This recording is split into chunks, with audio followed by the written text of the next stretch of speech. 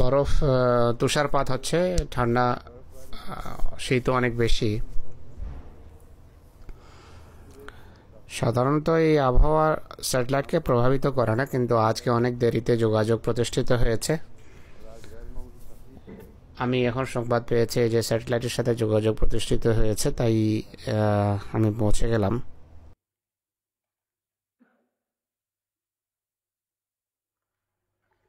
أعوذ بالله من الشيطان الرجيم بسم الله الرحمن الرحيم وإن خفتم ألا تقسطوا في اليتامى فانكحوا ما طاب لكم من النساء مثنى وثلاث ورباع فإن خفتم ألا تعدلوا فواحدة أو ما ملكت أيمانكم ذلك أدنى ألا تعولوا।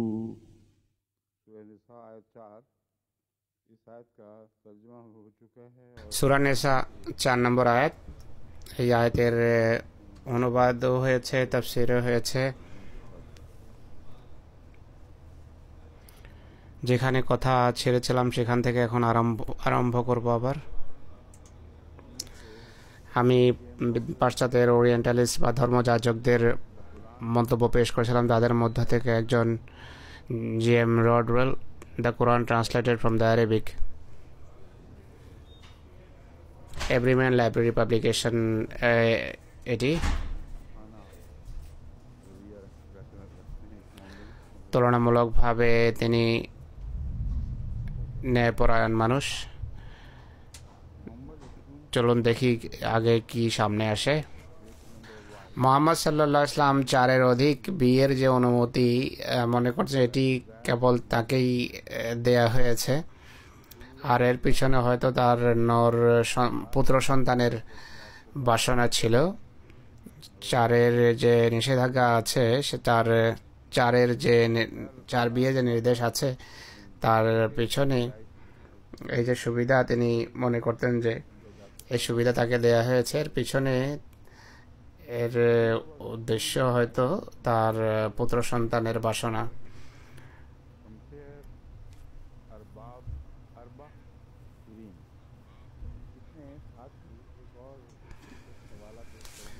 এই ব্যক্তি আর একটি মজার কথা বলেছেন তার এই মন্তব্যে, যা মুসলমানদের পক্ষে যায়, আর এই রেফারেন্স মুসলমানদের জন্য আহলে কিতাবের মুখ বন্ধ করার জন্য অত্যন্ত কার্যকরী। তিনি বলেন যে বাইবেলে এ বিষয়ে যেই শিক্ষা রয়েছে তার সামনে রাখো। এক ব্যক্তি অনেকবার বিয়ে করতে পারে। রাবা বলে যে এটি এমনটি করা বৈধ যদি তাদের ভরণ পোষণের ব্যবস্থা করতে পারো, কিন্তু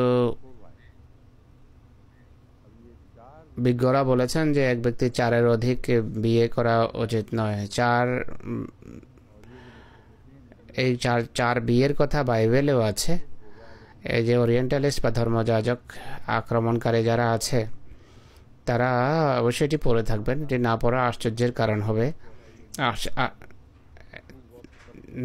তাদের সাথী ওরিয়েন্টালিস্ট এই রেফারেন্স দিয়েছেন, আর এই সমস্ত বই তারা মনোযোগ সহকারে পড়ে, তাই অজ্ঞতা বা না জানার কোনো কারণ নেই। বৈধ জেনে শুনে এই কথাগুলো তারা লুকিয়ে রাখে, গোপন ঢেকে রাখে, যেন ইসলামের উপর আক্রমণের ভালো সুযোগ পাওয়া যায়।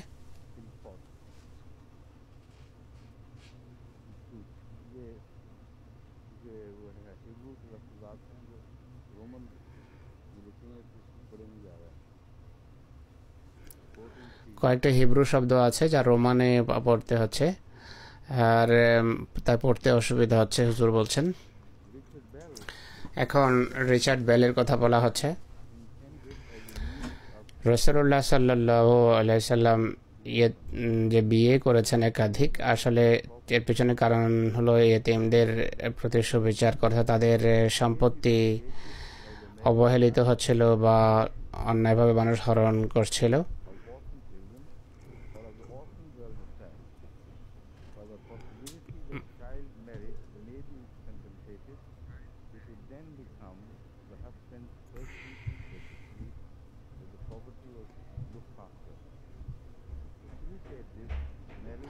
সেই ইয়েতিমের সম্পত্তির দেখাশোনা আর উদ্দেশ্যে 4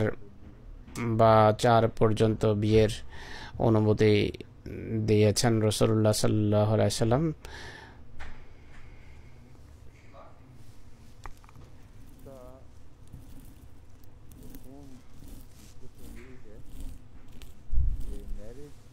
সংক্ষিপ্ত অনুবাদ হলো, সংক্ষিপ্ত ভাবার্থ হলো এই যে একাধিক বিয়ে বা 4টি বিয়ের পিছনে উদ্দেশ্য হলো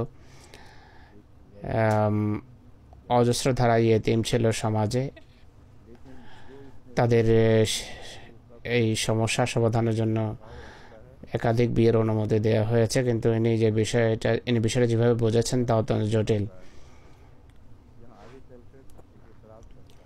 আমি এই উদ্দেশ্যে পেশ করিনি যে এটি দেখানো আমার উদ্দেশ্য নয় যে সে কি ফলাফল কি বা কি উপসংহার টানছে।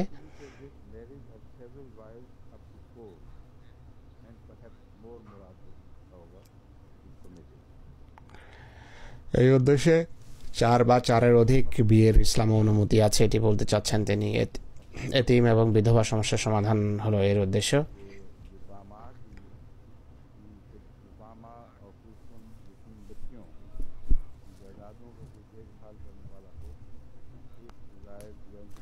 ইয়েতিমদের সম্পত্তির দেখাশোনাকারী বা তাদের সাথে সুবিচারের উদ্দেশ্যে 4 বা 4-এর অধিক বিয়ের অনুমতি দেওয়া হয়েছে ইসলামে। বেল সূরা নেসার মুখবন্ধে বলেন যে এটি একাধিক বিয়ের অনুমতি ইসলামে। রিচার্ড বেলের অভ্যাস হলো বিভিন্ন আয়াতকে ইচ্ছা মতো এদিক সেদিক নিয়ে যায়, এক জায়গা থেকে উঠিয়ে আরেক জায়গায় রাখে যেন আল্লাহ তাকে অনুমতি দিয়েছেন এমনটি করার। আর অনর্থক বিনা কারণে আয়াতের ভিন্ন ভিন্নভাবে সংখ্যায়িত করেছে। আর এখানে অনর্থক যা বলছে তা হলো যে মহিলা তোমার কাছে ভালো লাগে তাদের মধ্য থেকে 1, 2, 3 বা 4 জনকে বিয়ে করো, কিন্তু যদি আশঙ্কা করো যে তাহলে শুধু একটি বিয়ে করো এবং তোমার ডান হাত যাদের মালিক হয়েছে তাদের মধ্য থেকে বিয়ে করো, আর এইভাবে তুমি বেইনসাফি থেকে মুক্ত থাকতে পারবে। এরপর ইনি বলেন এই আয়াত মুসলমান সমাজকে সম্বোধন করে। এর অর্থ এই নয় যে তত্ত্বাবধায়ক বা নিগরান তাকেই 3টি, 4টি বা 5টি বিয়ে করতে হবে। বহু বিবাহের এই যে নিয়ম এটি সমাজের সমস্যার অনেকটা সমাধান করতে পারে, কিন্তু বিধবা বা এতিমদেরকে তাদের মৌরানা থেকে বঞ্চিত করা যাবে না। কিন্তু তারা যদিও এটি চাওয়ার ক্ষমতা রাখে না। এই আয়াতের মধ্যবর্তী এই অংশ ইন খাইফতু আল্লাহ তা'দিলু ফাওয়াহিদা, এটি বিয়েতে নয় বরং এতিমদের সম্পত্তির ব্যাপারে এসেছে। এটি তার কথা অনুসারে তিনি বলছে এটি আয়াতে পরে যোগ করা হয়েছে, এটি মূল আয়াতের অংশ নয়। সে ইনসাফের সাথে কথা বলতে বলতে হঠাৎ করে অবিচার বা অন্যায় করে বসলো। সে বলে যে ঠিক আছে সব কিছু বুঝলাম, কিন্তু আয়াতের যে শেষ অংশ আছে যাতে বলা হয়েছে যে ইন খাইফতুম আল্লাহ তা'দিলু, যদি এই আশঙ্কা থাকে যে তোমরা সুবিচার করতে পারবে না তাহলে 4 বিয়ে করার দরকার নেই বা একাধিক বিয়ে করবে না, বরং একটি বিয়েই করে যথেষ্ট মনে করবে। ইনি বলছেন যে আয়াতের অংশ পরে যোগ করা হয়েছে আয়াতের সাথে। কোনো কারণ নেই এই কথা বলার, কোনো নীতির ভিত্তিতে কথা বলেনি। ইনি স্বাধীনভাবে মুখে যা আসে তাই বলে। আল্লাহর কালাম সম্পর্কে আল্লাহর স্টাইল যেন অবলম্বন করছে। সে মনে করছে না না এটা এরকম নয়, আমি জানি এটা এরকমই হওয়া উচিত। আরও অনেক আয়াত সম্পর্কে সে এমন কথাই বলেছে যে রিচার্ড বেলের নিজের ব্যক্তিগত অভ্যাস। এখন মন্টগমরি ওয়ার্ড কি বলে তা শুনুন।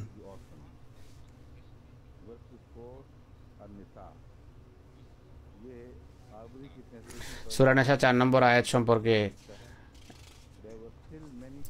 আরবির ট্রান্সলেশন সম্পর্কে তিনি যা লিখেছেন তাতে আছে যে মদিনাতে বহু স্বামী এবং এই ধরনের অনেক সামাজিক রীতি ছিল, প্রচলন ছিল। ইনি বহু স্বামীর যে বিধান, এই শব্দের যতটুকু সম্পর্ক আছে আমি জানি যে এটি বহু স্বামীর জন্য ব্যবহার হয় পলিএন্ড্রি, একাধিক স্ত্রীর জন্য পলিগ্যামি ব্যবহার হয়। আমি কালকে গিয়ে এই শব্দ খুঁজে দেখেছি, সর্বত্র একাধিক স্বামী রাখার জন্য পলিএন্ড্রি ব্যবহার হয়, আর পলিগ্যামি ব্যবহার হয় বহু বিবাহের জন্য। স্কটল্যান্ডের ইংরেজি কি ভিন্ন নাকি ইনি জেনে শুনে এমনটি করছেন তা আমি জানি না। একজন পুরনো লেখক যিনি ইসলামের বিরুদ্ধে বেশ কয়েক প্রজন্মকে প্রস্তুত করেছে, তার সম্পর্কে এই কথা বলা যে ইংরেজি জানে না, এটি আশ্চর্যের বিষয় হবে যদি এমনটি বলা হয়। জেনে শুনে পলিএন্ড্রি শব্দ বহু স্বামী রাখার বিধান এই সম্পর্কে বিতর্ক করছে। একাধিক স্ত্রীর জায়গায় একাধিক স্বামীর কথা বলছেন, নিজেই কাল্পনিক কোনো কথা বলছেন যেন পুরো সমাজে নাকি মদিনাতে এই রীতি ছিল।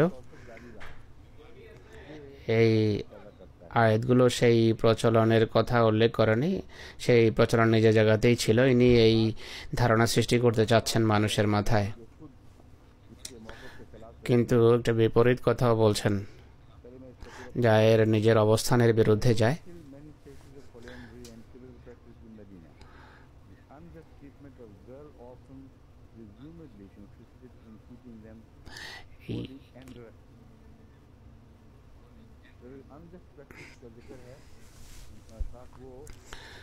এই যে অন্যায় আচরণ হয় সেই সমাজে সম্পদের প্রেক্ষাপটে নয়, বরং ইয়েতিম মেয়েদের একাধিক স্বামী গ্রহণ করতে বাধ্য করো না। আল্লাহ বলছেন যে অন্যায় করো না, একাধিক স্বামী গ্রহণ করতে বাধ্য করো না, বরং তোমরা তাদেরকে বিয়ে করো, স্ত্রী হিসাবে নাও। অথচ কোরআন বলছে যে ইয়েতিম মেয়েদের একাধিক, সে বলছে যে কোরআন অনুসারে এতিম মেয়েদেরকে একাধিক স্বামী বরণে বাধ্য করো না, বরং তোমরা তাদেরকে বিয়ে করে নিও। আর বিদ্বেষের কারণে এর চোখ অন্ধ হয়ে গেছে শত্রুতাবশত।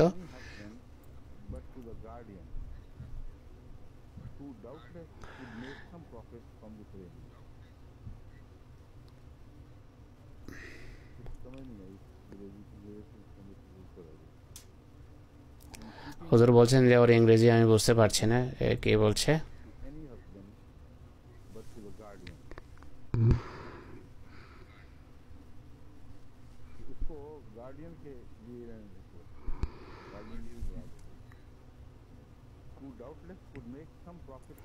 মনে হয় সে বলতে চাচ্ছে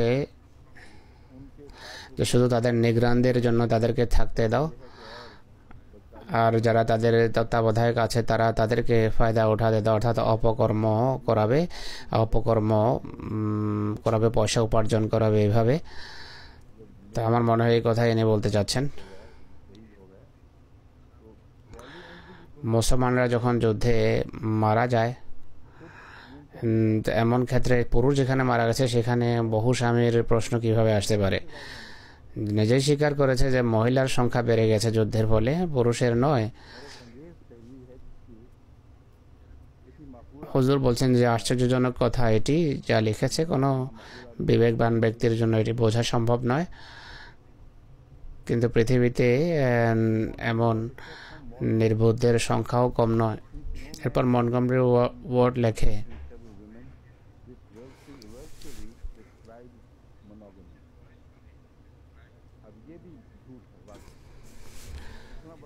তার এই যে কথা এটিও সম্পূর্ণভাবে মিথ্যা। এত বড় আলেম,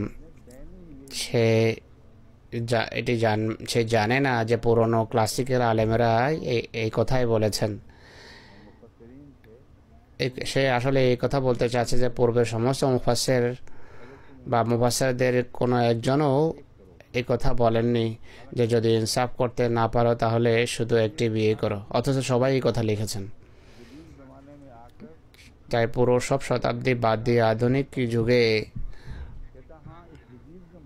তাদেরকে বলছেন যে তারা এই এই যুগে এই মুসলমানদের অপকর্মের কারণে ক্ষমা চাচ্ছে। এনে বলছে আধুনিক যুগে এমন কিছু মুসলমানও বেরিয়েছে যারা এই কথা বলে থাকে, যেহেতু অধিকাংশ মানুষ ইনসাফ করতে পারে না, তাই কার্যত এটি বলা হচ্ছে যে যেহেতু ইনসাফ করতে পারবে না, তাই একজন বিয়ে একটি করো। ইনসাফ করা সম্ভব হবে না তোমাদের জন্য, তাই বিয়ে একটি করো। অনেক আরব যুবরাজকে তার কাছে পাঠানো হয় ছাত্র হিসাবে ইসলাম শেখার জন্য। অনেক এমন ঘটনা অনেক ঘটেছে, বারবার এমন আরব যুবরাজ এসেছে তার কাছে ইসলাম শেখার জন্য। এখন ভেরি সাহেবের কথা শুনুন। হুজুর বলছেন যে নিজেকে নিয়ন্ত্রণ করতে হবে, নিজের ক্রোধ নিয়ন্ত্রণ করতে হবে। এর উদ্ধৃতি পড়তে গিয়ে এমন সময়ে আবেগ নিয়ন্ত্রণ করা যথেষ্ট কঠিন ব্যাপার। সূরা নিসার 4 নম্বর আয়াত সম্পর্কে ইনি কি বলছেন শুনুন। যদি তোমার আশঙ্কা থাকে যে তুমি এতিমদের সাথে ইনসাফ করতে পারবে না, এতিম মহিলাদের, তাহলে এমন মহিলাদের বিয়ে করো যাদেরকে তোমরা পছন্দ করো। 2, 3 বা 4 জন বিয়ে করো, এর বেশি নয়। কিন্তু যদি তোমার আশঙ্কা থাকে যে এদের সবার সাথে ইনসাফ করতে পারবে না, তাহলে একজনকে বিয়ে করো। আর সেই কৃতদাসদের বিয়ে করো যাদের তুমি হস্তগত করেছো। আর এর ফলে তুমি তাকওয়া থেকে বিচ্যুত হবে না, তাকওয়ার উপর প্রতিষ্ঠিত থাকবে। এখন ইনি নোট লিখছেন এই আয়াত সম্পর্কে। মুসলমানদের থিওরি হলো মহিলাদের কোনো পরিস্থিতিতে কখনো বিশ্বাস করা যাবে না। এটি মুসলমানদের থিওরি। হুজুর বলছেন এই থিওরি কোত্থেকে উনি বের করলেন। এমন মহিলা যাদের সম্পত্তির কোনো হেফাজত নেই, হেফাজত না থাকার কারণ হলো পুরুষ নির্ভরযোগ্য নয়। এই কথার সহজাত ফলাফল এটি দাঁড়ায়। এখানে মহিলাদেরকে অবিশ্বাস করার কথাই বলা হচ্ছে না, বলা হচ্ছে তোমাদের পুরুষদের সমাজে, পুরুষালী সমাজে মহিলাদের উপর জুলমের অন্যায়ের প্রবণতা থাকে যখন তাদের কেউ দেখাশোনা না থাকে। তাই তোমাদের দুর্নীতির ভয়ে, বিশ্বাসঘাতকতার ভয়ে কারণ নির্দেশ দেওয়া হচ্ছে যে এদের হেফাজত করো, এদের সম্পত্তির প্রতি লোভাতুর দৃষ্টি দেবে না, এদের তত্ত্বাবধান করো। তত্ত্বাবধানের অর্থ হলো তাদের স্বার্থের তত্ত্বাবধান করো। এখানে সে তত্ত্বাবধানকে পরিবর্তন করে নিজের ইচ্ছামতো একটা বাক্য বানিয়েছে। ইনি বলছেন মুসলমানদের একটি থিওরি যে মহিলাকে কখনো কোনোভাবে কোনো পরিস্থিতিতে বিশ্বাস করা যায় না। তাদের উপর দৃষ্টি রাখতে হবে, তাদের পর্দা পরাতে হবে, তাদের পর্দা করাতে হবে, তাদের সীমিত গণ্ডির ভিতর রাখতে হবে। তো অজ্ঞতার সীমা নেই কোনো এই ব্যক্তির। কোরআন বলছে যারা সতীসাধ্যীদের বিরুদ্ধে অপবাদ আরোপ করে তাদের প্রতি খোদা অসন্তুষ্ট। আর যে 4 জন সাক্ষী উপস্থাপন করতে পারে না, যে 4 জন সাক্ষী উপস্থাপন করা তো কঠিন, যে 4 সাক্ষী উপস্থাপন করতে পারে না তাকে 80 বার বেত্রাঘাত করা। এভাবে আল্লাহ তাআলা মহিলাদের সম্মান সম্ভ্রমের হেফাজত করেন। কোনো হতভাগা যেন অপবাদ আরোপের ধৃষ্টতাই না দেখায়। আর এই ব্যক্তি এই ফলাফল বা উপসংহার টানছেন যে এতে বলা হচ্ছে যে এতিমদের সম্পত্তির প্রতি লোভাতুর দৃষ্টি দেবে না।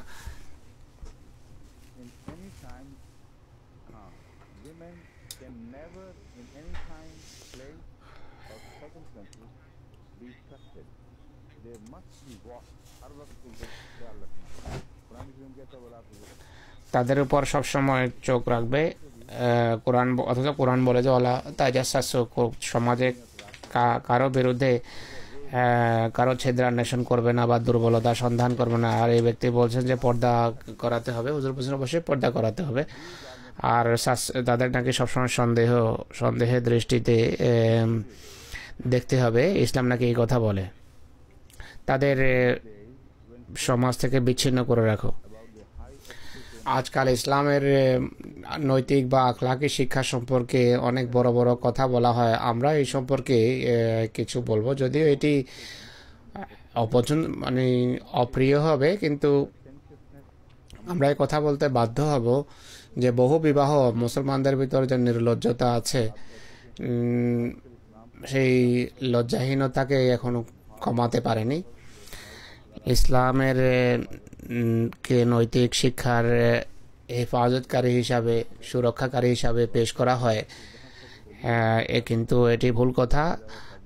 ভেরি সাহেব বলছেন বহুবিবাহের যতটুকু সম্পর্ক আছে, একাধিক বিয়ের যতটুকু সম্পর্ক আছে, তা মুসলমানদের ভিতর মুসলমানদের চরিত্রকে আদৌ উন্নত করতে পারেনি বা লজ্জাবোধ সৃষ্টি করতে ব্যর্থ হয়েছে। আমাদের এই কথা বলতে কোনো দ্বিধা নেই যে ইসলাম 4টি বৈধ বিয়ে করার অনুমতি দিয়েছে, কিন্তু অগণিত দাসীও সাথে রাখার অনুমতি আছে, যাদের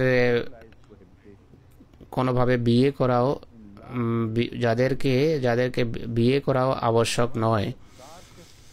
আর এটি অনেক সমস্যার কারণ হয়েছে। আর এটি ইসলামের বা কোরআন শরীফের আয়াতের উপর অনেক বড় একটি কালিমা।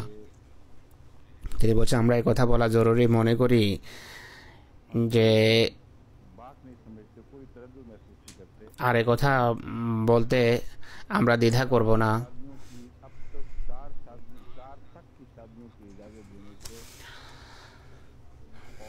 চারটি বিয়ের অনুমতি দেয়া আর যে কোনো সংখ্যায় দাসী রাখা বা দাসীর সাথে দৈহিক সম্পর্ক স্থাপনের যে শিক্ষা রয়েছে, সেই শিক্ষার ক্ষেত্রে কোনো আইন কানুনের সুযোগ নেই বা তারা কোনো আইনের আশ্রয়ও নিতে পারে না বা প্রথাগত কোনো ব্যবস্থা নেওয়ারও প্রয়োজন হয় না তাদের সাথে সম্পর্ক স্থাপনের জন্য। কোরআনের এই যে শিক্ষা, এর ফলশ্রুতিতে যে নির্লজ্জতার বিস্তার ঘটেছে, এটি কোরআনের অনেক আয়াত, অনেক কালো যে আয়াত আছে, সেই কালো আয়াতগুলোর ভিতরে এটি সবচেয়ে বেশি কালিমা লিপ্ত।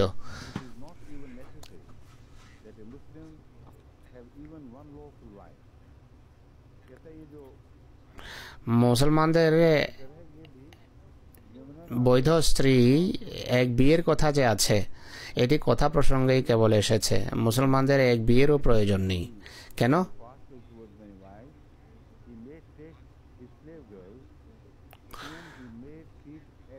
যদি সে মনে করে যে সে নিরপেক্ষ ব্যবহার করতে পারবে না, তাহলে সে নিজের দাসীকে নিজের স্ত্রী হিসাবে রাখতে পারে। আর এইভাবে এক স্ত্রীর যে মোহরানা, তা থেকেও সে মুক্তি পেয়ে যাবে। তো এই রীতি এমন যে রীতির অনুসরণ করলে তাকে আর মোহরানা দিতে হয় না। আর দাসীদের সাথে যদি দৈহিক সম্পর্ক স্থাপন করে, তার আর বিয়ের দরকার কি? এটি সবচেয়ে সস্তা একটি রীতি। এই বেওকুফ বা নির্বোধ এটি জানে না যে মোহরানার কথা সে বলছে মুসলমানদের উপর অনেক বড় একটি ট্যাক্স। এটি আজও 32 টাকাই বলা হয়। আর পুরনো যুগে সাধ্য অনুসারে এক খেজুর দিয়েও মানুষ বিয়ে করত।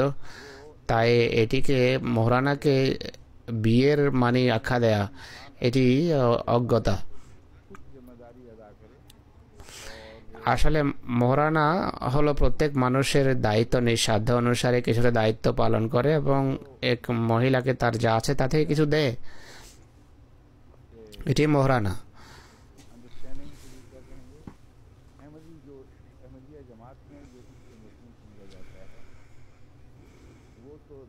আহমদিয়া জামাতে মোহরানাকে যেভাবে নেওয়া হয়, মনগমরি ওয়ার্ড তা জানে না বা ওয়েরিও জানে না। আমি স্পষ্ট করে তারপর এই সম্পর্কে আলোচনা করব। আহমদিয়া মুসলিম জামাতের মতে কোনো মহিলার যখন বিয়ে হয়, বিয়ের পর যদি কোনো কারণে তালাক হয়ে যায়, তাহলে তার যেন কিছু আর্থিক স্বাচ্ছন্দ্য থাকে, আর্থিক দিক থেকে সে যেন অসহায় না হয়। এক মহিলা যদি অবিবাহিত হয়, তার একটা মূল্য থাকে, তার চাহিদা বেশি থাকে। বিয়ে হয়ে গেলে, তালাক বা খোলা হয়ে গেলে মূল্য কমে যায়। এমন ক্ষেত্রে সমাজে বেশিরভাগ ক্ষেত্রে উপার্জনের দায়িত্ব যেহেতু পুরুষের, আর মহিলার উপার্জনের সুযোগ কম, সম্ভাবনা কম, তাই তার কাছে ব্যক্তিগত কিছু অর্থ থাকা চাই। এই দৃষ্টিকোণ থেকে হযরত মুসলিহ মাউদ রাদিয়াল্লাহু আনহু ব্যাখ্যা করতে গিয়ে বলেছেন যে যদি কোনো স্বামী বছরের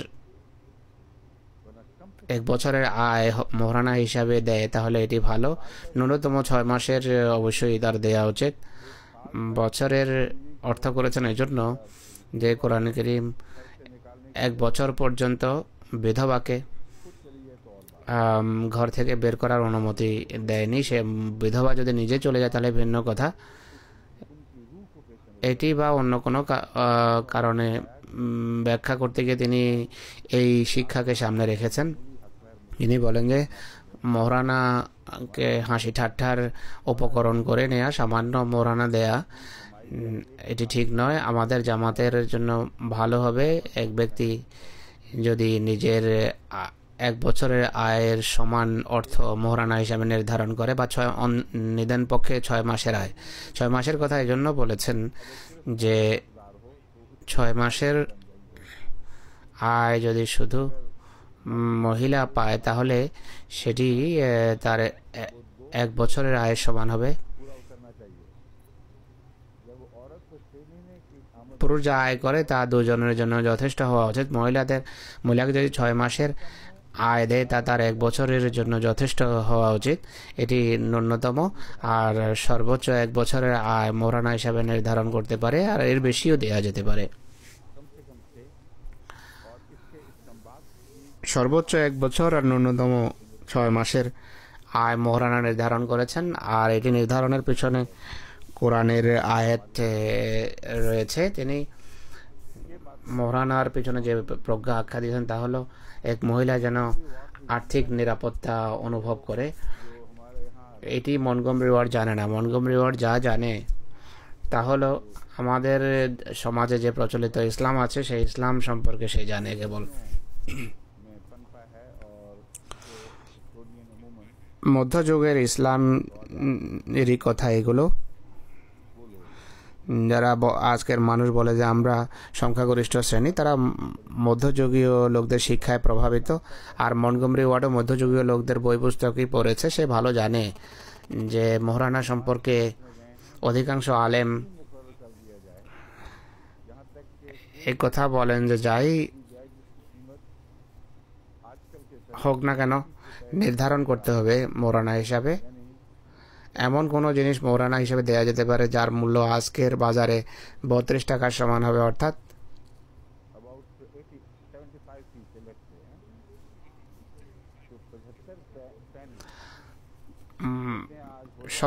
70 পেন্স দাঁড়ায় ব্রিটিশ মুদ্রায়। আজকের যুগে 70 পেন্স যদি দেওয়া হয় তাহলে এটি যথেষ্ট। আর আজ পর্যন্ত এ রীতি চলে আসছে। এ ব্যক্তি বলছে যে এই 70 পয়সা বাঁচানোর জন্য দাসীর সাথে সম্পর্ক স্থাপন কত সহজ এ জানে না যে দাসী তো বাজারে পাওয়া যায় না বা জঙ্গলে তো পাওয়া যায় না, সেখান থেকে গিয়ে উঠিয়ে নিয়ে আসো। দাসীর মূল্য অনেক ছিল আরবে। আর ইসলামে দাসীর যতটুকু সম্পর্ক আছে, দাসী হস্তক্ষেপ করা অত সহজ নয়। কোরআনে কারীম রাসূলুল্লাহকে স্পষ্ট নির্দেশ দিচ্ছে যে যতক্ষণ পর্যন্ত রক্তক্ষয়ী যুদ্ধ না হবে ততক্ষণ পর্যন্ত কোনো স্বাধীনকে দাসত্বের শৃঙ্খলে আবদ্ধ করতে পারো না। মহানবী সাল্লাল্লাহু আলাইহি ওয়াসাল্লাম স্পষ্টভাবে এক স্বাধীন মানুষকে দাসত্বের শৃঙ্খলে আবদ্ধ করার বিষয়ে কঠোরভাবে সতর্ক করেছেন এবং আযাবের সংবাদ দিয়েছেন। কোনো ব্যক্তি যদি স্বাধীনকে দাসত্বের শৃঙ্খলে আবদ্ধ করে সে আল্লাহর ক্রোধভাজন হবে। এই শিক্ষার বর্তমানে দাসীরা আসবে কোত্থেকে? আর যদি বাহিরের দাসী যদি ক্রয় করা হয়, সেই যুগের প্রচলন ছিল, এর জন্য টাকা দিতে অনেক, সেই পয়সা এই মোহরানা থেকে অনেক বেশি। তাই এর পুরো ব্যাখ্যাই হলো আহমকের ব্যাখ্যা। বিদ্বেষের বশবর্তী হয়ে যখন সে কথা বলে সে ভুলে যায় যে ইসলামী ফিকা কি বলে, ইসলামী আচার আচরণ কি বলে, সে যুগের ইতিহাস কি দৃশ্য আমাদের সামনে তুলে ধরে। সুতরাং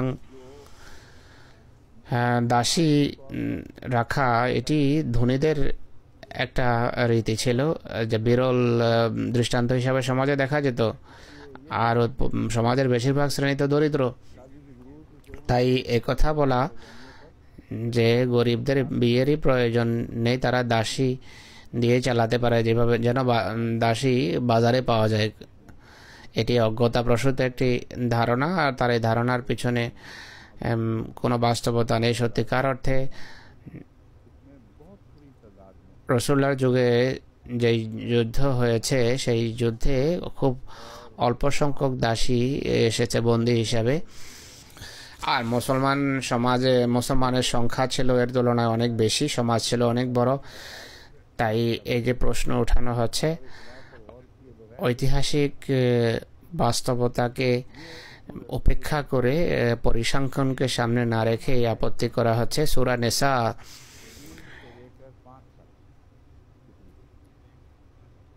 এটি স্বীকৃত কথা যে এই সূরা 3 থেকে 5 হিজরির ভিতর অবতীর্ণ হয়েছে। 5 হিজরি পর্যন্ত আহজাবের যুদ্ধ হয়নি, কেবল ওহদ এবং বদরের যুদ্ধ হয়েছে। এখন বলুন, ওহদ এবং বদরের যুদ্ধে কতজন দাসী মুসলমানের হাতে এসেছে? বদরের যুদ্ধে আক্রমণকারীরা বাহির থেকে এসেছে, আর গুটি কতক মহিলা যারা গান গাওয়ার জন্য এসেছিল, রণসঙ্গীত গাইতে এসেছিল, তারা ছাড়া আর কোনো মহিলা ছিল না, যারা পালিয়ে গিয়েছিল। আর ওহদের চিত্র আপনাদের সামনে স্পষ্ট। কাফেরদের একজন মহিলা মুসলমানদের হস্তগত হয়নি। এই সূরা যে যুগে নাজেল হয়েছে, সেই সূরা সম্পর্কে মন্তব্য করতে গিয়ে এই দৃশ্যের অবতারণা করছেন এই ব্যক্তি, যে সেখানে নাকি অজস্র অগণিত দাসী ছিল। সত্যিকার অর্থে দারিদ্র্যের কষাঘাত এমন ভয়াবহ ছিল, মহিলার সংখ্যা এত কম ছিল যে কোনো মুহাজির এবং আনসারদের ভিতর যে ভ্রাতৃত্ব প্রতিষ্ঠিত হয়েছে, সে সময় কিছু আনসার বলেছেন যে আমাদের মুহাজির ভাইয়েরা যেহেতু নিজেদের স্ত্রী এবং আত্মীয় স্বজনকে সাথে নিয়ে আসতে পারেনি, তাই তাদের বিয়ের কোনো সুযোগ নেই এখানে। আমরা আমাদের কোনো স্ত্রীকে তালাক দিচ্ছি যেন তারা তাদের সাথে বিয়ে করতে পারে। এই হলো মদিনার সমাজের চিত্র।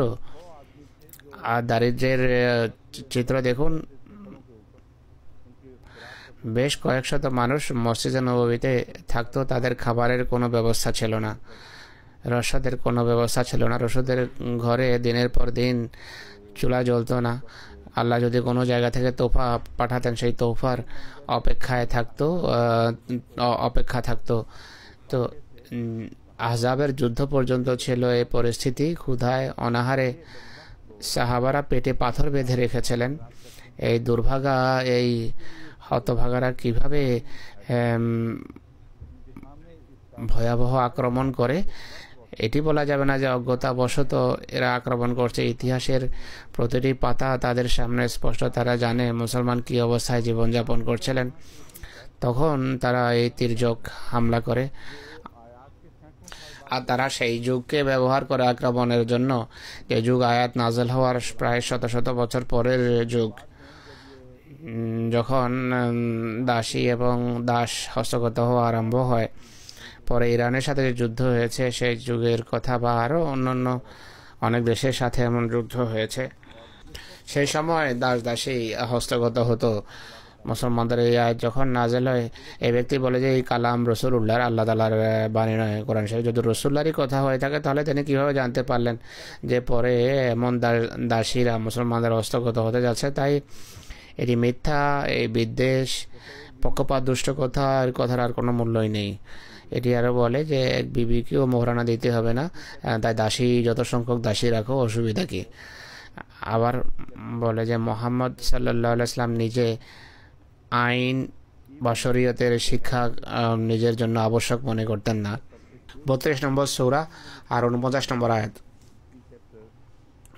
ইসলামের জান্নাতেও অগণিত বিবাহের শিক্ষা দেখা যায়, অগণিত বিবাহের কথা আছে, বা অগণিত স্ত্রী রাখার অনুমতির কথা বলা আছে ইসলামী জান্নাতে।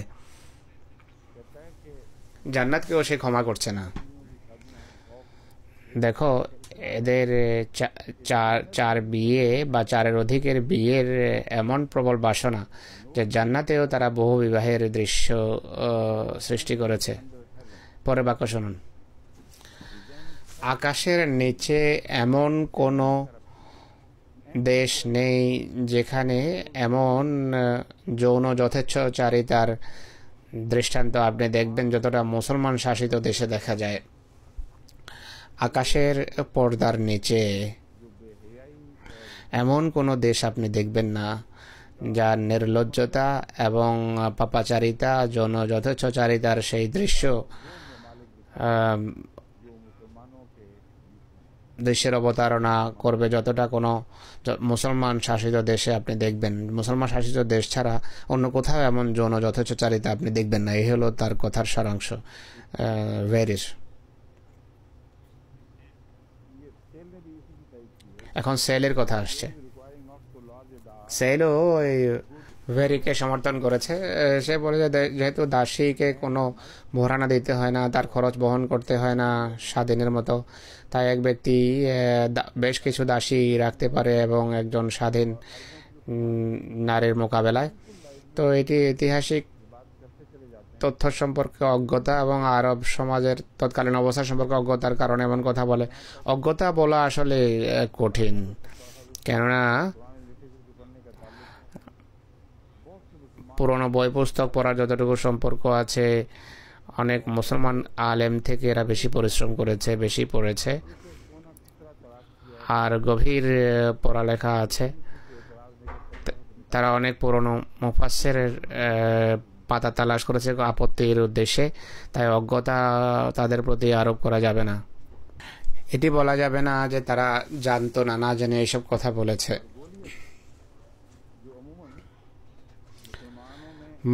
মার্গলিয়ত যে মুসলমান এবং ইসলামের দুর্বলতার সন্ধানে থাকে, এই কথা বলা যাবে না যে সে ইসলাম বন্ধু মানুষ, নেতিবাচক ধারণা রাখে। এখানে সে কথা বলতে বাধ্য। খাদিজার পর মোহাম্মদ যে অনেক বিয়ে করেছে, অধিকাংশ ইউরোপিয়ান লেখকের দৃষ্টিতে যৌন কামনা বাসনার ভিত্তিতে নাকি তিনি করেছেন, কিন্তু চিন্তা করলে বোঝা যাবে যে তিনি এই আবেগের বশবর্তী করেননি, জাতিগত এবং রাজনৈতিক কারণে বিয়ে করেছেন তিনি। মোহাম্মদ চাইতেন তার বিশেষ সাহাবীদেরকে বিয়ের মাধ্যমে কাছে টানতে, নিজের কাছে নিজের ভালোবাসার বন্ধনে আবদ্ধ করতে। আবু বকর এবং ওমরের মেয়ের বিয়ে এই ধরনেরই বিয়ে ছিল। অনুরূপভাবে বিভিন্ন শত্রু এবং বিভিন্ন গোত্র প্রধানের মেয়েদের সাথে মোহাম্মদের বিয়ে রাজনৈতিক উদ্দেশ্যে হয়েছে। বাকি বিয়ের উদ্দেশ্য ছিল পুত্র সন্তানের বাসনা, যার তিনি সবসময় আশায় থাকতেন। রাসূলুল্লাহ সাল্লাল্লাহু আলাইহি ওয়াসাল্লামের বিয়ের যতটুকু সম্পর্ক আছে, এ সম্পর্কে আমি আপনাদের সামনে কিছু সত্য এবং তথ্য তুলে ধরতে চাই যে এই ওরিয়েন্টালিস্টরা, ধর্মযাজকরা কত অন্যায় আক্রমণ করে। আসল সত্য যার উপর থেকে পর্দা উন্মোচন করা আবশ্যক, তা তারা ঢেকে রাখে, আবৃত করে রাখে।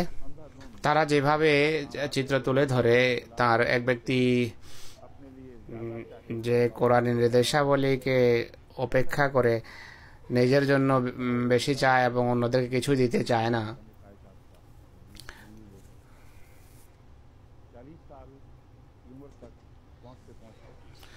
চল্লিশ বছর বয়সে উপনীত হয়ে মানুষের যৌবন ঢলে যায়। 40 বছর পর্যন্ত মহানবী সাল্লাল্লাহু আলাইহি ওয়াসাল্লামের স্ত্রী একজনই ছিলেন, যিনি বয়সে তার তুলনায় 15 বছর বড় ছিলেন। রাসূলুল্লাহ ইসলামের বয়স ছিল 25, তার বয়স ছিল 40, আর 50 বছর বয়স পর্যন্ত এই অবস্থায় ছিল। এরা যেই রিপুর তাড়না এদের চোখে পড়ে, 50 বছর বয়স পর্যন্ত তার কোনো অস্তিত্বই ছিল না। হঠাৎ করে কোত্থেকে সেই আবেগ, সেই কামনা বাসনা মাথা চাড়া দিল। এক মহিলা যিনি রাসূলুল্লাহর তুলনায় বয়স্কা ছিলেন। রাসূলুল্লাহর বয়স যখন 50 ছিল তখন হযরত খাদিজার বয়স ছিল 65। এই হলো এদের কথার অবস্থা। অজ্ঞতার কোনো সীমা নেই। পরে যেই সমস্ত বিয়ে করেছেন, কোন বয়সে তিনি বিয়ে করেছেন,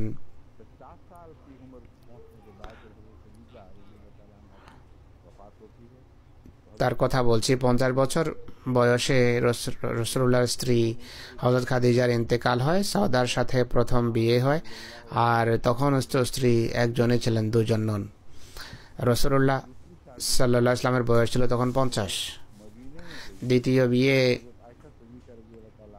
মদিনায় করেছেন রাসূলুল্লাহ সাল্লাল্লাহু আলাইহি ওয়াসাল্লাম হযরত আয়েশা সিদ্দিকা রাদিয়াল্লাহু আনহার সাথে।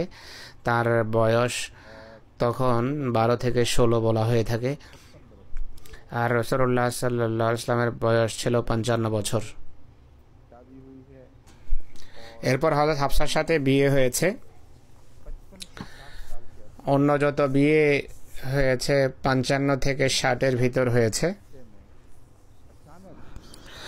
55 থেকে 60 বছরের ভিতর হঠাৎ করে এই অসাধারণ যৌবনের উন্মাদনা কোত্থেকে সৃষ্টি হলো।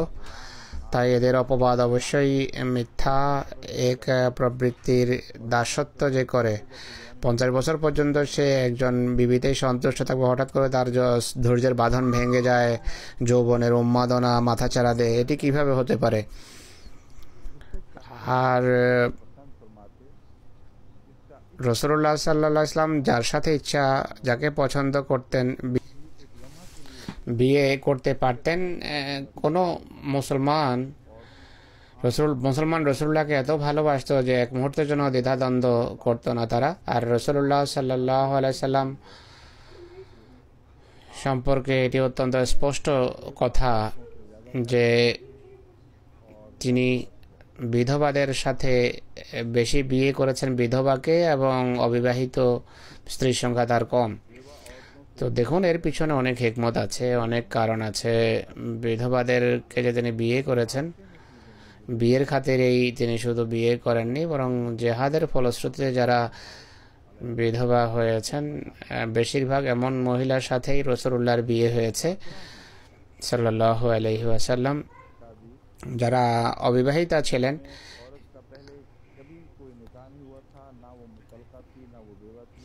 অবিবাহিতা স্ত্রী যাদের পূর্বে কখনো বিয়ে হয়নি, তাদের তালাকও হয়নি, এবং যাদের কখনো বিয়ে হয়নি তাদের এমন মহিলা শুধু একজন ছিলেন, অর্থাৎ আয়েশা।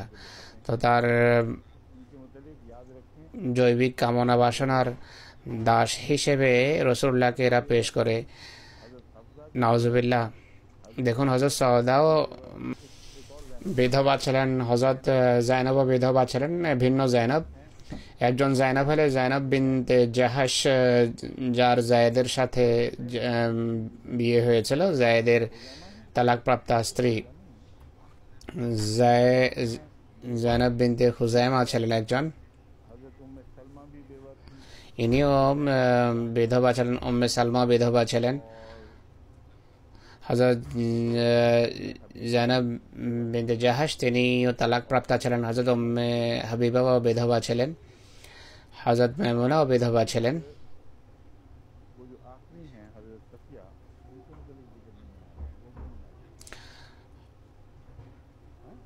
হযরত সাফিয়ার কথা উল্লেখ নেই।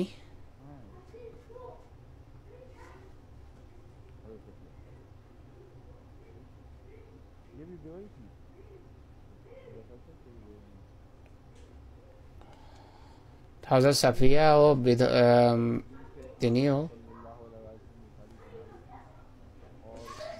তিনিও বিধবা ছিলেন, যাদের সাথে মহানবী সাল্লাল্লাহু আলাইহি ওয়াসাল্লামের বিয়ে হয়েছে। এর বিভিন্ন কারণ আছে, বিভিন্ন হিকমত আছে। এইটা তো বিরাট কোরবানি করেছেন রাসূলুল্লাহ, অনেক বড় ত্যাগ স্বীকার করেছেন।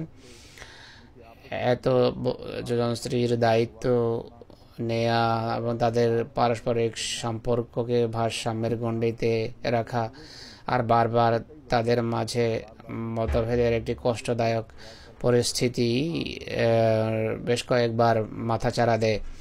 রাসূলুল্লাহ সাল্লাল্লাহু আলাইহি সাল্লামের হৃদয়ে তিনি ব্যথিত, তার রাসূলুল্লাহর ব্যথিত হওয়া, আল্লাহর তাকে নির্দেশ দেওয়া যে যদি চাও তাদেরকে সবাইকে তালাক দিতে পারো। যে ব্যক্তি কামনা বাসনা দাসত্ব করে সে সবাইকে কিভাবে তালাক দিতে পারে? কারণ তার বয়স, যার বয়স 60 বছরে পৌঁছে গেছে, যে সারা জীবন বড় কষ্ট করছেন, যুদ্ধের কষ্ট, ক্ষুধা, পিপাসা, বিভিন্ন পরীক্ষায় জর্জরিত, তার জীবনের চিত্রই ভিন্ন। আর এরা খাদ্য পানীয় শৌখিন, মদদি, শরাবি। তারা ভাবতেই পারে না যে রাসূলুল্লাহ সাল্লাল্লাহু আলাইহি সাল্লামের প্রকৃত রুচি কেমন ছিল, তার ধাত কেমন ছিল, তার ধাত কিসে নির্মিত।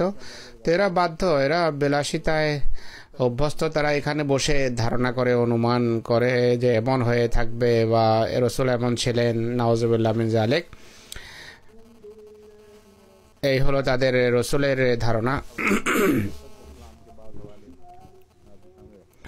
হযরত মসিহ মউদ আলাইহিস সালাতু ওয়াস সালামের কিছু উদ্ধৃতি এবং এখন আমি আপনাদের সামনে উপস্থাপন করব।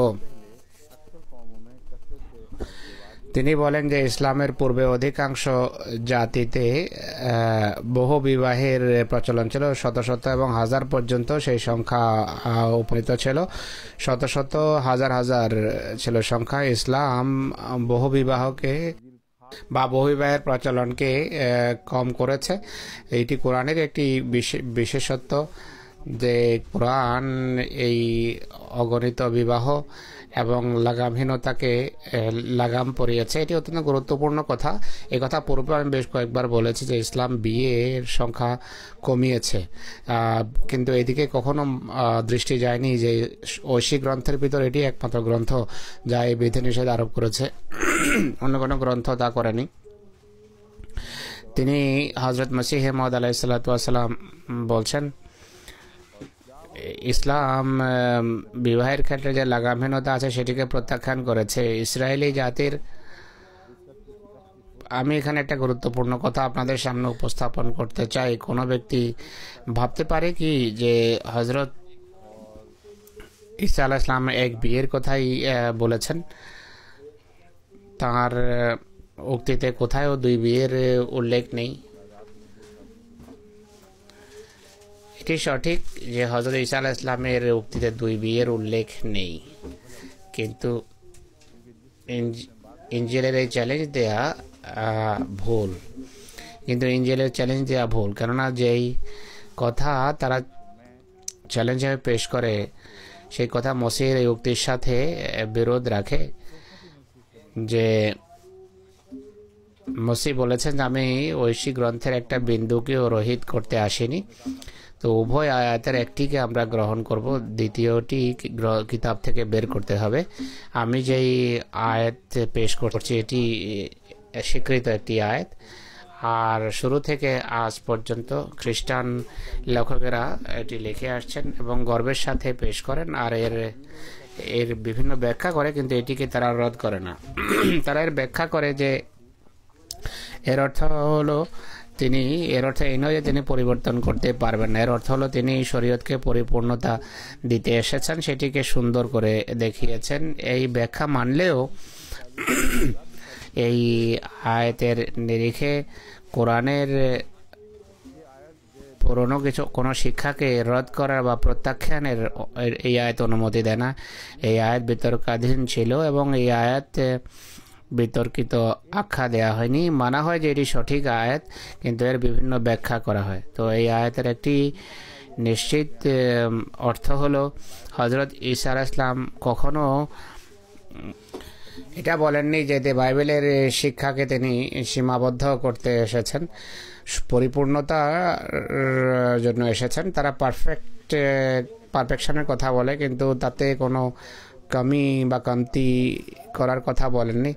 তো হযরত ঈসা আলাইহিস সালাম যেখানে নিজস্ব বাইবেলের আয়াতের কথা বলেছেন, এর বিরুদ্ধে কোনো শিক্ষা দেননি, সেখানে আমাদের এই কথা বলার অধিকার নেই বা আমাদের ইঙ্গিতে ভিন্ন কোনো কথা বলার অধিকার নেই। তিনি তওরাতের পুরনো কোনো শিক্ষাকে রদ করেননি, প্রত্যাখ্যান করেননি, সীমাবদ্ধ করেননি। তিনি পারফেকশনের দিকে গিয়েছেন, সম্পূর্ণ করতে চেয়েছেন। যেমন হজরত ঈসা আলাইহিস সালাম প্রতিশোধ সংক্রান্ত যে শিক্ষা আছে সেটিকে রদ করেননি, কিন্তু মার্জনার দিকটাকে তিনি উঠিয়েছেন, সেটিকে আরও পরিষ্কারভাবে দুনিয়ার সামনে উপস্থাপন করেছেন, যেন সেই শিক্ষাই অনুসরণ করেছেন। কিন্তু সেই শিক্ষা, সেই অংশে তওরাতের পারফেকশন ছিল না। অর্থাৎ ইহুদি শিক্ষায় একটা কলি খেলেছে, তাতে পাতা বেরিয়েছে, আর সেটি নিজের আয়ুষ্কাল পূর্ণ করেছে, সেটি হলো প্রতিশোধের কলি। আরেকটা দিক ছিল মার্জনার দিক, এটি অসম্পূর্ণ ছিল। সেই কলির উপর হযরত ঈসা আলাইহিস সালাম কাজ করেছেন, সেটি পাতা বের করেছে এবং সেটিও অবশেষে মূর্ছে গেছে। আর এরপর ইসলাম এসেছে, যা উভয় দিক একই সাথে রেখেছে। পারফেকশনের অর্থ শুধু এইটি করা যায়, এর অর্থ এই নয় যে পূর্বে শিক্ষাকে তিনি রদ করেছেন বা প্রত্যাখ্যান করেছেন, মোটেই নয়। হযরত মসিহ মাউদ আলাইহিস সালাতু ওয়াস সালাম বলেন,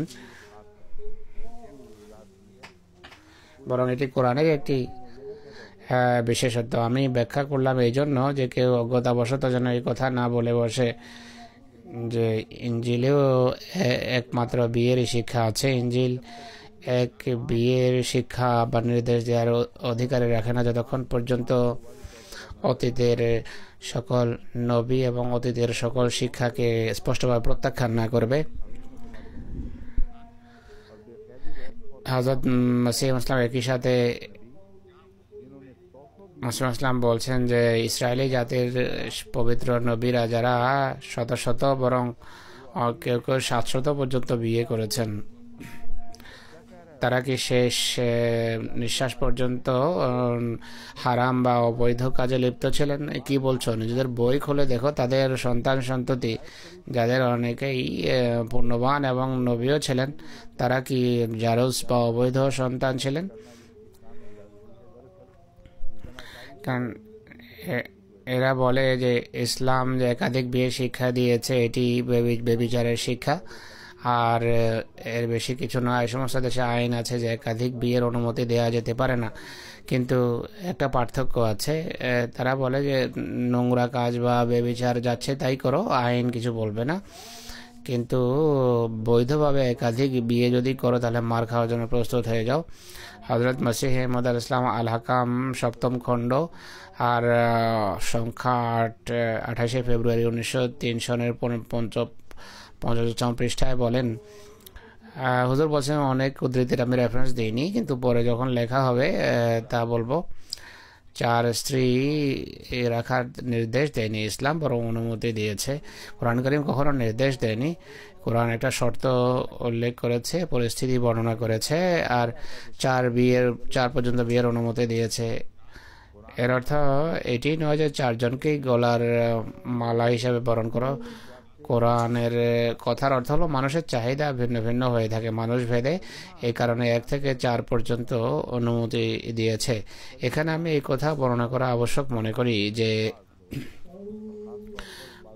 ভাষার ধারাবাহিকতায় অনেক সময় মানুষ এই ব্যাখ্যা করে, কোনো মহিলা এই ব্যাখ্যা করেন যে ইতিমদের যে শর্ত এখানে রাখা হয়েছে সেই শর্ত যদি না থাকে তাহলে অনুমতিও প্রত্যাহার হবে, উঠে যাবে। অথচ এটি এই আয়াতের ভাষা বাগধারাকে না বোঝার কারণে এমন কথা উঠছে। প্রয়োজনের সময় একটি অনুমতির দিকে দৃষ্টি আকর্ষণ করা হয়েছে যা পূর্ব থেকেই প্রচলিত, আর সেই অনুমতি হলো একাধিক বিয়ের।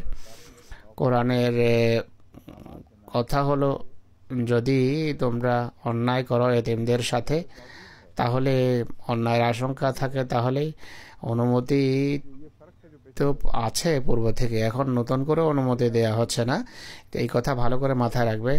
এখন যদি অনুমতি দেয়া হতো তাহলে এর পূর্বের মুসলমান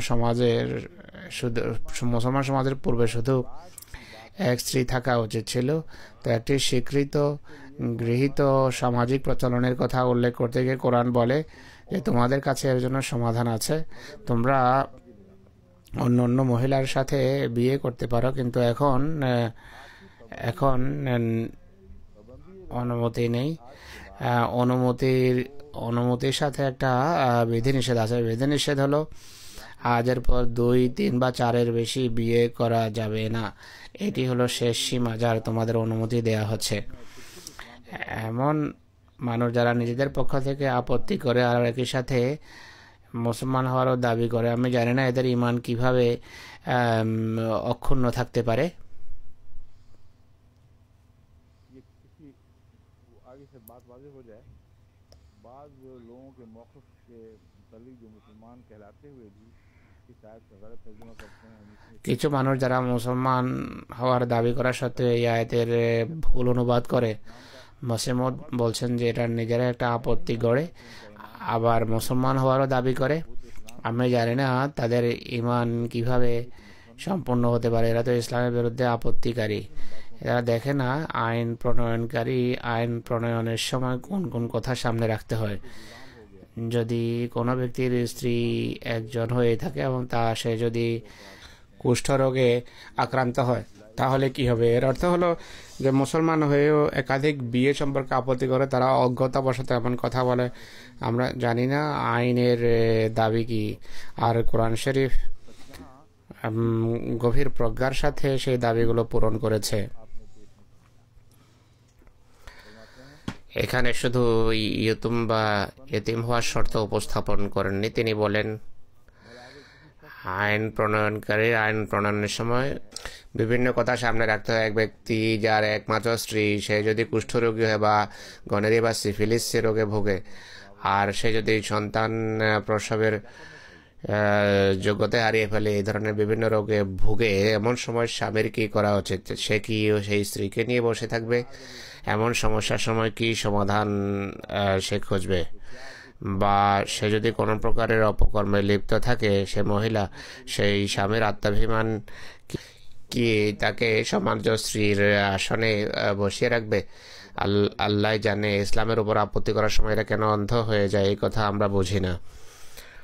সেই ধর্মই কি যা মানব চাহিদা পূরণ করতে না পারে? লিখিত অবস্থায় শরীয়তের প্রস্তাব কি?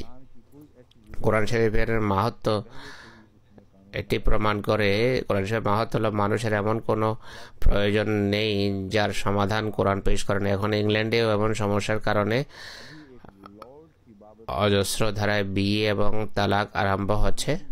এক লর্ড সম্পর্কে লেখা হয়েছে যে তিনি দ্বিতীয় বিয়ে করেছেন, অবশেষে শাস্তিও পেয়েছে, কিন্তু সে আমেরিকা চলে যায়। একটু ভেবে দেখো, মানুষের জন্য মানুষের এমন প্রয়োজন দেখা দেয় কিনা যখন তাকে একাধিক বিয়ে করতে হয়? যদি এমন প্রয়োজন দেখা দেয় আর সুরাহা যদি না থাকে, এই ত্রুটি দূর করার জন্য কোরআনের মতো সম্পূর্ণ এবং পরিপূর্ণ এবং উৎকর্ষ গ্রন্থ আল্লাহ তাআলা নাযিল করেছেন। এই অংশ সম্পর্কে একটি ভ্রান্তি মাথায় দানা বাঁধতে পারে, তা দূর করা আবশ্যক। এটি বলা যেতে পারে যে হযরত মসিহ ইসলাম যে সমস্ত দৃষ্টান্ত উপস্থাপন করেছেন, সেখানে এক স্ত্রী পর্যন্ত, যে এক স্ত্রী বিয়ে করার বৈধতা তো দেখা যায়, কিন্তু 2, 3 বা 4 স্ত্রীর কথা কোত্থেকে আসলো? একের পর দ্বিতীয়, তৃতীয় অনুমতি দিয়ে কি বিষয়ের সেখানেই অবসান ঘটানো হয়েছে? সত্যিকার অর্থে হযরত মসিহ ইসলাম এখানে যে ব্যতিক্রম ধর্মী পরিস্থিতির কথা বলেছেন, তার দাবি হলো অনেক সময় 1 বা অনেক সময় 2। কিন্তু কোরআন এই আয়াত যে স্থানে উল্লেখ করেছে তা স্পষ্টত যুদ্ধের পর সৃষ্ট পরিস্থিতির অবসানের একটা চিত্র, এমন একটা চিত্র অঙ্কন করেছে যার পূর্বে এমন কোনো ভয়াবহ যুদ্ধ হয়েছে বা এমন পরিস্থিতি দেখা দিয়েছে যে কারণে পুরুষের সংখ্যা কমে গেছে আর মহিলার সংখ্যা বেশি, আর অনেক বিধবা সৃষ্টি হয়েছে, বিধবার সংখ্যা বেড়ে গেছে। এমন পরিস্থিতিতে একটি অধিক বিয়ে কি যথেষ্ট হতে পারে? একটি অতিরিক্ত বিয়ে কি যথেষ্ট হতে পারে? অথচ সত্য কথা হলো একাধিক বিয়ে করা প্রত্যেক ব্যক্তির অর্থনৈতিক অবস্থার অনুমতি দেয় না। শুধু অনুমতি নয়, সামর্থ্যের বিষয়টি শেষের দিকে বর্ণিত হয়েছে। যদি সামর্থ্য না থাকে, তার ভিত্তিতে তোমাকে অন্যায় করার অনুমতি নেই, বা তোমার প্রকৃতি যদি অন্যায়েরই হয়ে থাকে তাহলে তারও ইসলামে অনুমতি নেই। হজরত মসিহ মওউদ আলাইহিসসালাম সেই সমস্ত মুসলমান আপত্তিকারীদের কথার উত্তর দিচ্ছেন যারা বলে যে কোনো বিয়ের প্রয়োজন নেই। তাদের সামনে প্রমাণ করছেন যে ব্যক্তিগতভাবে তোমরা জানো যে এমন প্রয়োজন দেখা দেয়, জাতিগত প্রয়োজনে যতটুকু সম্পর্ক আছে এই আয়াতের স্পষ্ট, এবং প্রথম সম্পর্ক জাতিগত প্রয়োজনের সাথে। জাতিগত প্রয়োজনের সময় 4 জন মহিলা আর অনেক জায়গায়, আর পুরুষের সংখ্যা 1 জন, আর 1 2 3 তো একটি সাধারণ বিষয়। দ্বিতীয় বিশ্বযুদ্ধে ইউরোপে যত অজস্রধারায় পুরুষ নিহত হয়েছে, মারা গেছে, এর ফলে ভারসাম্য এতটা নষ্ট হয়ে যায় যে মহিলার সংখ্যা অনেক বেশি ছিল সমাজে, যাদের দেখাশোনার কেউ ছিল না। তো এমন পরিস্থিতিতে এতিমদের দেখাশোনার বিষয়টি একটা ভিন্ন বিষয়ে পর্যবসিত হয়। এতিমদের সম্পর্কে যদি এটি মনে করো যে তাদের দেখাশোনার কেউ নেই, তাদের কোনো ওয়ালি নেই, কেউ তাদের অধিকার প্রদান করছে না, তারা অলিতে গলিতে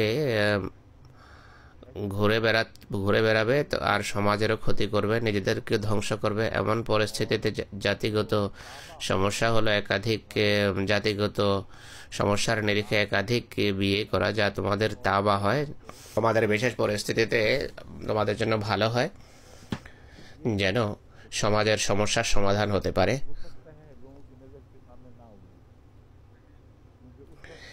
এই বিস্তারিত চিত্র হয়তো তখন মানুষের সামনে ছিল না। স্থানীয় প্রয়োজনের নিরিখে সমস্ত মুফাসসির এবং মুহাদ্দিস কথা বলেন, তখন এমন ব্যাপক প্রয়োজন দেখাই দেয়নি। এই আয়াতে শুধু সেই পরিস্থিতিকে সামনে রেখে কথা বলেনি। কোরআন কারীম যেহেতু সকল যুগের জন্য একটি গ্রন্থ, কোরআন যেহেতু সকল যুগের ক্ষেত্রে প্রযোজ্য, তাই সকল যুগের বিশ্ব চাহিদাকে সামনে রেখে কোরআন কথা বলে। তাই এই আয়াত এর তুলনায় আরও ব্যাপক, যতটা সেই সময়কার অবস্থার নিরিখে মনে হয় সেটি সাময়িক অবস্থা ছিল, কিন্তু এর যে ব্যাপক প্রভাব আছে, এর সর্বব্যাপী যে প্রভাব আছে, সারা পৃথিবীর বিভিন্ন জাতির সাথে এর যে সম্পর্ক আছে। আর প্রথম বিশ্বযুদ্ধ ও দ্বিতীয় বিশ্বযুদ্ধে মহিলার সংখ্যা অসাধারণভাবে বৃদ্ধি পাওয়া, আর এই নির্দেশ না থাকা যে একাধিক বিয়ে করা যাবে না, পাশ্চাত্যের এই সিদ্ধান্ত পৃথিবীর এমন ক্ষতি করেছে যা আজ পর্যন্ত ভাবা যায় না। সে সম্পর্কে কিছু উদ্ধৃতি আছে যা আমি পরে আপনাদের পড়ে শোনাবো। আমার প্রশ্নোত্তর অধিবেশনে এই প্রশ্নগুলো যখন উঠানো হয়, বিরল এমন হয় যখন এমন প্রশ্ন উঠানো হয় না, কেন ইসলামের বিরুদ্ধে মহিলাদের হৃদয়ে কুধারণা সৃষ্টির জন্য অমুসলিমদের কাছে সবচেয়ে বস্ত্র এটি, এবং মহিলাকে দিয়েই প্রশ্ন করানো হয়। আর আমি যখন এই উত্তর দেই, আল্লাহ তাআলার ফজলে এখানে এখন যেহেতু ইনসাফের মান অনেক উন্নত, এদের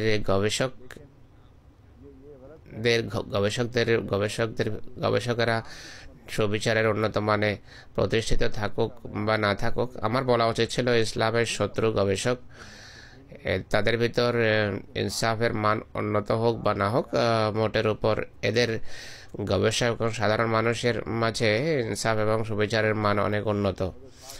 কেননা ধর্মনিরপেক্ষতা কিছু ক্ষতিকর দিক থাকলেও এই কথা সমাজকে তারা শিখিয়েছে যে ধর্মীয় বিদ্বেষের ঊর্ধ্বে থেকে সুবিচারের গণ্ডিতে থেকে কাজ করো এবং যুক্তিযুক্ত কথা গ্রহণ করো। আপনি যদি ভিডিও দেখেন আশ্চর্য হবেন যে প্রশ্নকারীর উপর ক্যামেরা যখন ফোকাস করা হয়, আমি এই সকল কথা বোঝানোর পর মহিলারা প্রত্যুত্তরে ইতিবাচক সায় দেয় এবং তাদের চেহারার ধরন এবং লক্ষণ বদলে যায়, কিন্তু একটি প্রশ্ন বেশ কয়েকবার উঠানো হয়, আর কোনো বিদ্বেষের কারণে নয়, আর এমনিতেই তাদের আসলে মাথায় একটা ধারণা জাগে যে আচ্ছা, পুরুষকে যদি অনুমতি দেয়া যেতে পারে তাহলে এটিও তো হতে পারে যে অনেক ক্ষেত্রে পুরুষের সংখ্যা বেড়ে যাবে, মহিলার সংখ্যা কম, আর এই সম্ভাবনা থাকতে পারে। তো একই সময় একাধিক বিয়ের কেন অনুমতি দেওয়া যায় না, একাধিক স্বামীর সাথে কেন বিয়ের অনুমতি দেওয়া যায় না? হুজুর বলেন যে একবার, আমি তাদের উত্তর দেই, একবার আইন প্রণয়নের পর কোনো এক ব্যক্তিকে তুমি কোনো এক জায়গায় বাধ্য করতে পারবে না। উভয়টি যদি একই সাথে জারি হয়ে যায়, সমাজে কি চিত্র সামনে আসবে আমি আপনার সামনে তুলে ধরি। এক ব্যক্তি 4টি বিয়ে করে, তার স্ত্রীরাও একই ধরনের। তারা বলে যে যদি একাধিক বিয়ে করার অনুমতি থেকে আমি কেন করব না? প্রত্যেক স্ত্রী যদি আরও 3জন স্বামীর সাথে সম্পর্ক স্থাপন করে, আর প্রত্যেক পুরুষ যার সাথে এই মহিলা বিয়ে করেছে সে কেন বলবে না যে আমি আরও অধিক করতে পারি? সে আরও 3 মহিলাকে যদি বিয়ে করে, সেই 3 জনেরও তো অধিকার আছে আরও 3 জন পুরুষের সাথে বিয়ে করার। তো প্রশ্ন হলো তখন পরিবারের চিত্র এবং ইউনিট কেমন থাকবে? কত বড় শহর এবং কত বড় দেশে ছড়িয়ে যাবে এই পরিবার? কিন্তু আমি তাদেরকে বলি এছাড়া আরও একটি সমস্যা আছে। একাধিক স্ত্রী কেউ যদি একাধিক মহিলাকে বিয়ে করে, প্রত্যেক বাচ্চার সম্পর্কে আমরা বলতে পারি যে এটি অমুক পুরুষের সন্তান, আর আইনগত দায়িত্ব পালনের জন্য সেই পুরুষের উপর বোঝা চাপানো যেতে পারে। কিন্তু এমন সমাজ যেখানে তিনজন স্বামী বা 4জন স্বামী আছে, সেখানে বাচ্চা কার হবে? কে দায়িত্ব নেবে? কে বোঝা বহন করবে বাচ্চার? সবাই কি একত্রেই তালাক দেবে, নাকি একজন তালাক দিলে এর ফলে কি সমস্যা দেখা দেবে? উত্তরাধিকারের কি প্রশ্ন উঠবে? এই জটিলতা যখন তাদের সামনে তুলে ধরা হয় তখন তো অবাক করে তারা। তো একাধিক পুরুষের সাথে বিয়ের একই সাথে কোনো সুযোগ নেই, এটি হতে পারে না, এর ফলে অনেক ক্ষতি হবে। হযরত মসিহ মউদের আরেকটি উদ্ধৃতি আপনাদের সামনে আমি তুলে ধরছি।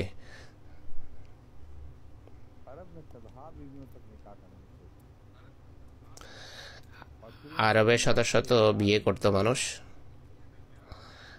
আর তাদের মাঝে কোনো ইনসাফ বা সুবিচারের কোনো প্রয়োজন ছিল না, সমান ব্যবহারের কোনো দরকার ছিল না। মহিলারা একটা সমস্যায় নিমজ্জিত ছিল, আর এর উল্লেখ জন ডেভেনপোর্ট এবং অন্যান্য ইংরেজরাও তা উল্লেখ করেছে।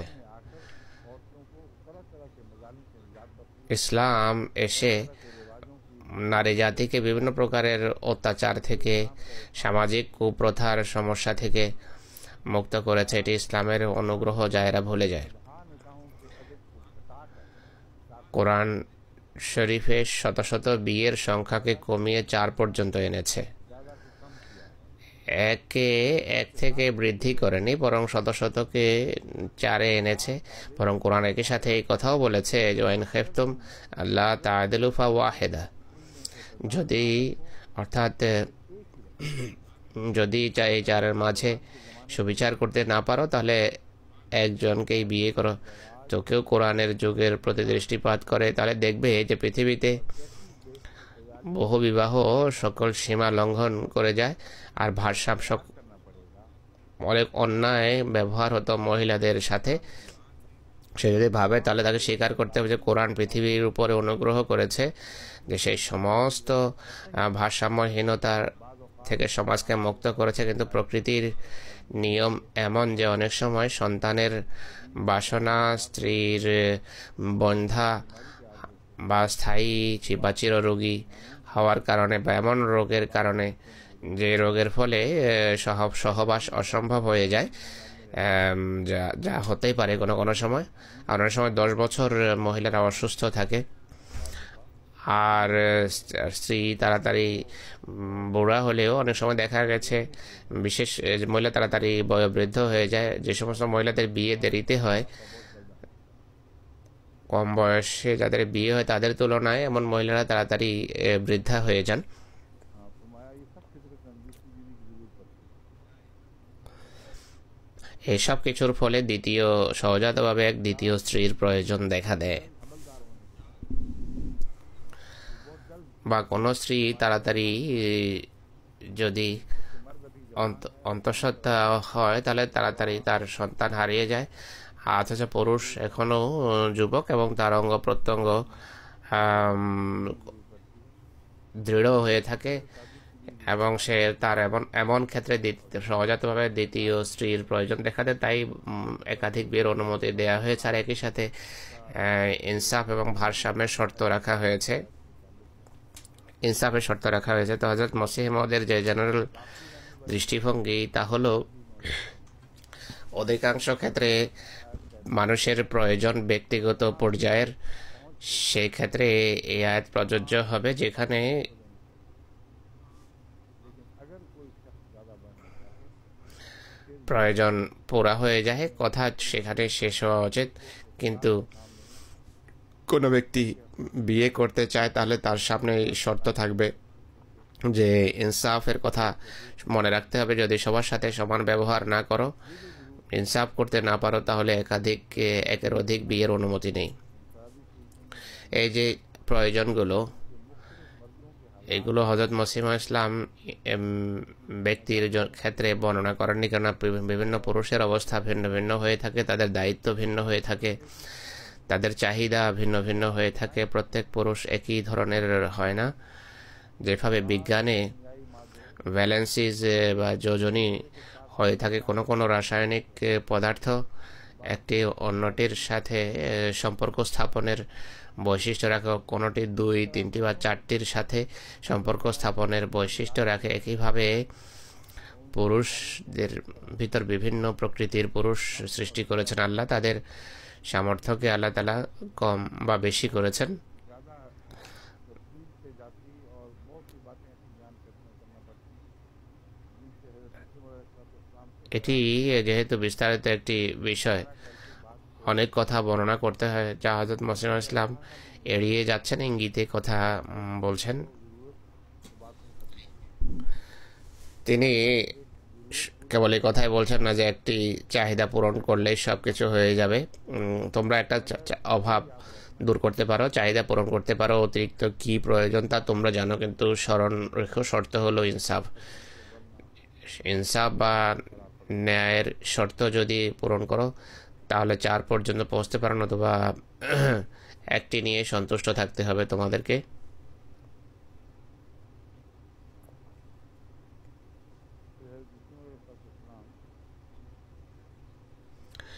এরপর হযরত মসিহ মউদ আলাইহিস সালাতু ওয়াস সালাম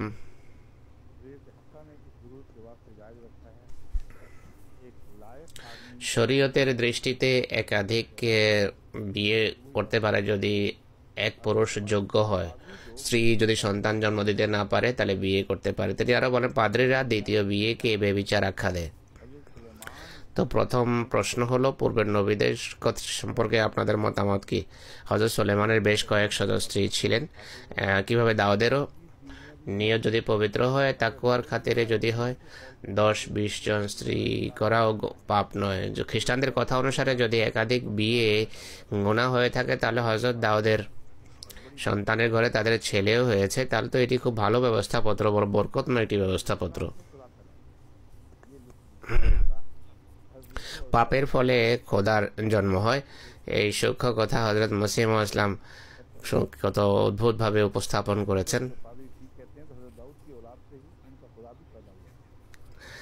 যদি পাদ্রীরা সত্য কথা বলেন, তাদের এমন পাপের ঘরে তাদের খোদার জন্ম হয়েছে। পাদ্রীরা বাজে কথা বলে, মূল বিষয় দেখে না। ইনজিলে লেখা আছে যে যার মাঝে রায় পরিমাণ ঈমান আছে, সে যদি পাহাড়কে বলে এখান থেকে উঠে চলে যাও, তাহলে পাহাড় চলে যাবে। খ্রিস্টানদের উচিত নিজের ঈমানের প্রমাণ দেয়া, নতুবা এরা সবাই বেঈমান। তিনি আরও বলেন যে এটি কত বড় অন্যায়, যাদের পবিত্র নবীরা শত শত বিয়ে করেছে একই সময়ে, তারা 2, 3 বা 4 জন স্ত্রীকে বিয়ে করা একসাথে এটাকে গুনায় কবিরা মনে করে, বরং এই কাজকে তারা বেবিচার আর হারাম কর্ম আখ্যা দিয়ে থাকে। তিনি আরও বলেন তারা তাদের নিজেদের স্বীকৃত নবীদের অবস্থার উপর দৃষ্টি রাখে না, অন্যায়ভাবে মুসলমানদের উপর আক্রমণ করে। सिखाया जाता है। उर्दू में मुहावरा खींचते जाते का मुतबादल करके बयाने खींचे जाते बंद ही नहीं करते, बार बार जोर को टैप शुरू डालते। অর্থাৎ রাগের কারণে বারবার দন্ত পেষণ করে, দাঁত পেষণ করে তারা। লজ্জার বিষয় হলো যারা স্বীকার করে যে হজরত ঈসা আলাইসাল্লামের দেহ এবং অস্তিত্বের প্রতিটি বিন্দু এবং মূল মায়ের সাথে সম্পর্কযুক্ত, সেটি সেই বহু বিবাহ যা হজরত মসির পিতা দাউদ করেছেন। 2, 3 নয়, বরং 100 কাছাকাছি বিয়ে করেছেন। একাধিক তারা এই কথা মানা সত্ত্বেও এরা একাধিক বিয়েকে বেবিচার বলে, আর এই কথা হজরত মরিয়ম সিদ্দিকার বিরুদ্ধে যায়। আদৌ চিন্তা করে না এই কথা বলতে, এবং সমস্ত অশিষ্টাচার সত্ত্বেও তারা হজরত মসিহকে ভালোবাসার দাবি করে। জানা উচিত बाइबल होगा, बाइबल लिखा हुआ है, बाइबल স্মরণ রাখা উচিত शादी के निकाह ना सिर्फ বাইবেলের দৃষ্টিকোণ থেকে একাধিক বিয়ে মৌখিকভাবে প্রমাণিত নয়, বরং বনী ইসরায়েলের অধিকাংশ নবী, যাদের ভিতর হয়তো ঈসার দাদা সাহেব অন্তর্ভুক্ত, তিনি কার্যত এই কাজের বৈধতা এবং এটিকে পছন্দনীয় কাজ আখ্যা দিয়েছেন যে হে খোদা বেমুখ খ্রিস্টানগণ, যদি স্ত্রী একজনই হওয়া আবশ্যক হয় তাহলে দাউদের মতো পবিত্র নবীকে, আল্লাহর নবীকে মানবে না, বা সলেমানের মতো খোদার প্রিয়কে নবীদের শ্রেণী থেকে বের করে দেবে, বা তোমাদের কথা অনুসারে নবীদের স্থায়ী কর্ম, যাদের হৃদয়ে সবসময় আল্লাহর এলহাম নাজেল হতে থাকতো আর প্রতিটি মুহূর্ত তারা খোদার সন্তুষ্টি চিন্তায় থাকতো, তাদের এটি একটি স্থায়ী পাপ নয় যা থেকে তারা জীবনের শেষ নিঃশ্বাস পর্যন্ত বিরত হননি, আল্লাহর কোনো পরোয়াই করেননি। সেই অত্যন্ত আত্মাভিমানী খোদা, যিনি অবাধ্যতার কারণে সামুদ এবং আদকে ধ্বংস করেছেন, লুতের জাতির উপর পাথর বর্ষণ করেছেন, ফেরাউনকে নিমজ্জিত করেছেন, তার আত্মাভিমান কি এটি চায় যে তিনি ইব্রাহিম, মুসা, ঈসা, দাউদ, সুলেমান এবং আরও অনেক নবীকে বহু বিবাহ করার কারণে সারা জীবন অবাধ্য পেয়ে আর পুরো বিদ্রোহী দেখেও তাদের উপর আযাব বা শাস্তি নাজেল করেননি, বরং তাদেরকে বেশি ভালোবেসেছেন, তাদের প্রতি বন্ধুত্ব রেখেছেন। আপনাদের খোদাকে এলহাম নাজেলের জন্য অন্য কোনো মানুষ পাননি, বা শুধু যারা বহু বিবাহ করেছে তারাই তাদের সে পছন্দনীয় ছিল। এটি স্মরণ রাখা উচিত যে এই মনোনীত নবীরা বহু বিবাহ করে আধ্যাত্মিকতার ক্ষেত্রে উন্নতি করে সারা পৃথিবীর সামনে প্রমাণ করেছেন যে খোদা তাআলার বন্ধু হওয়ার জন্য পৃথিবীতে মেয়ে লোক বা নপুংসকের মতো জীবনযাপন করবে, বরং ইমানের দিক থেকে শক্তিশালী সে যে স্ত্রী বাচ্চার বোঝা সবচেয়ে বেশি বহন করে, আর এই সমস্ত সম্পর্ক সত্ত্বেও সম্পর্কহীন থাকে তাদের সাথে, অর্থাৎ আল্লাহ তাআলার সন্তুষ্টির খাতিরে এত সম্পর্ক স্থাপন করা সত্ত্বেও খোদার দিকেই সে আকৃষ্ট থাকে, আর খোদার মোকাবেলা বাকি সম্পর্ক তার সামনে অর্থহীন। আল্লাহর সম্পর্ক বাকি সকল সম্পর্কের উপর তার প্রাধান্য পায় না। কামালাত ইসলামের 281 এবং 282 পৃষ্ঠা থেকে নেওয়া হয়েছে। বাকি ইনশাল্লাহ আগামীকাল। ज़्यादा लंबा नहीं चला सकते, फिर और भी इनके प्रोग्राम होंगे।